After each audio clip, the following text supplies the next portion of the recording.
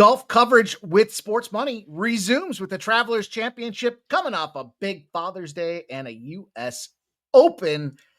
Jeff, we got ourselves a battle, and we're looking at a Travelers Championship that does not support or does not benefit the long drive. This is going to be about accuracy and putting. No surprise, however, Scotty Scheffler is the champ from last year. Do you think Scotty Scheffler can come out here and do it again, Jeff? I don't know. I'll tell you what. I was surprised to see Scotty as such a big favorite when it's generally Rory and Scotty that are the big favorites, and Rory's plus 1,200. I'm a little surprised with that. Rory's got some head issues going on right now. Scotty didn't, play his best golf last weekend there for the U.S. Open. So I don't know. It's going to be interesting to see what plays out this weekend. But like you said, it's not about the long drive. It's about the accuracy and the putting. So, yeah, I'm excited. Well, I think we got a different field here. Yeah, we've got Rory. Yeah, we've got Scotty back in this thing, but we'll see how much this matters to them, boys. Surely everyone's going to want to try to bounce back after sloppy, subpar conditions, I guess you would say, at that U.S. Open. But I love a golf tournament where these guys end up at like even. That should be the way it is. What do you think about that? Oh, I love it. I love it. I was saying it the other, I don't know if we were backstage. The other show we were talking. I love it. I love to see these pros play like a regular golfer. Struggle a little bit. You're not getting a birdie or a par every hole. You miss a shot. You're in 5.5 inches of rough. You're probably going to go 2 over. You're going to get a double bogey, if not, a bogey, whatever. I love it though. I love it. I personally love it. What was it? JJ Spawn hit that pin and it rolled back 45 yards. Absolutely fucking fantastic, in my opinion. I love it. I love to see it.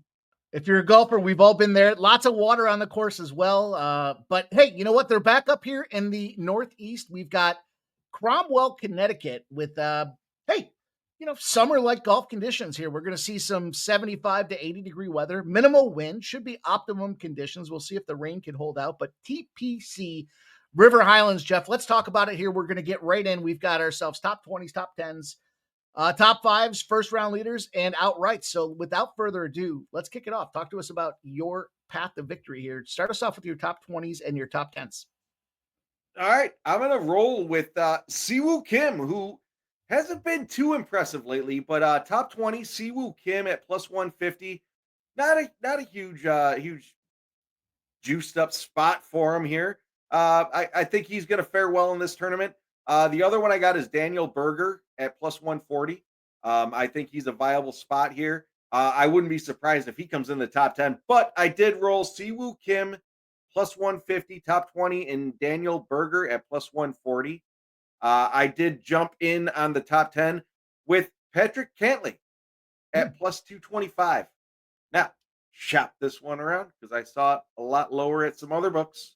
I also went back in on my boy Sammy Burns. Now he won me plus 600 2 weeks ago. He won me plus 550 last weekend.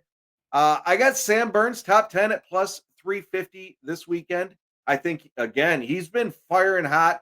He might be a little discouraged over the last 2 weeks, but he's still been crushing it. So he's killing it on the greens, and as you mentioned, the iron shots and the greens are where you're going to make your money this week. So, yeah, Sammy Burns plus 350 and Cantlay plus 225 in the top 10. I like it. I'm going to get involved with some Sam Burns here in a few minutes, but I'm going to pop off with Bud Colley as my top 20 at plus 275. Look, bottom line for this guy, the fact that this course does not feature or benefit long drivers and does look at ball striking accuracy is why Bud Colley's got to get in my top 20 at plus 275. I'm going to take a shot. This guy's been kind of knocking on the door, and he just hasn't been able to figure it out here. We figured this guy when it came to the Olympics. Matthew Pavin, the Frenchman, top 20 at plus 500. Week in and week out. This guy's right there to finish it off. He's just caught a couple of bad breaks, and this is the kind of tournament where, again, we're looking at ball striking and putting. Why can't this guy come out there with a plus 500 price tag to get this top 20 for us? And I'm looking forward to it. I'm looking to see if we can't find a big bomb with this guy, Jeff. Talk to us. Top fives, outright winners. Let's keep her moving. So I'm going to roll with, I'm going back to the well with Oberg. I think he's had a couple of tough breaks in the last 2 3 tournaments. He's on the verge of winning outright, but I'm gonna roll with Oberg at plus 600, and then I'm going back to my boy Victor Hovland, who had a hell Mm. of a performance this past weekend. Um, I got him at plus 650. So I'm rolling top five Oberg and Hovland plus Mhm. 600, plus 650. Outright winners. Outright winners. I'm going to one of the guys there on the right here. Top five picks. I'm gonna roll with Colin Morikawa. I don't generally like to take those juiced favorites there in the top first or second place.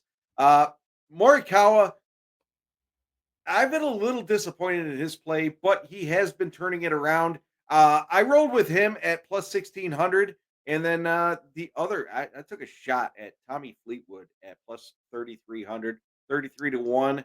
I'm going to roll with Tommy Fleetwood. I think he's always coming to play, but he's also had a couple of tough stretches. So, yeah, I'm going to roll with Morikawa and Fleetwood to outright win.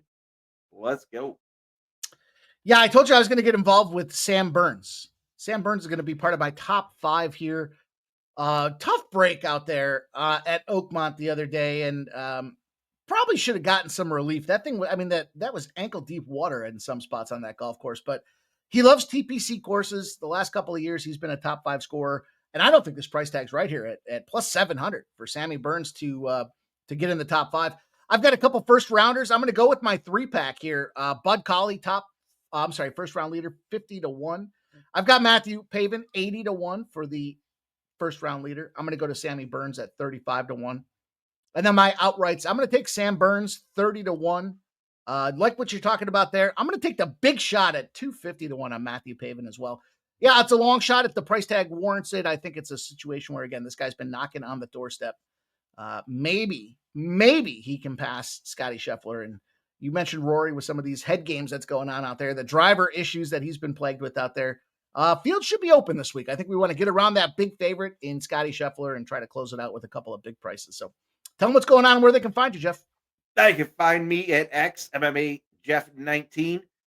We got First Strike coming out tomorrow, and then we're gonna be live at the LFA on Friday, and then we got the Saturday show. Now that's gonna be a little tough. We got LFA Friday late night, and then we got noon on Saturday for the UFC. So it's gonna be fun. We're gonna have a lot of fighting content. I think the Panthers are going to wrap it up tonight, so we shouldn't have to worry about the NHL on Friday. What do you think? What are you thinking, Mike?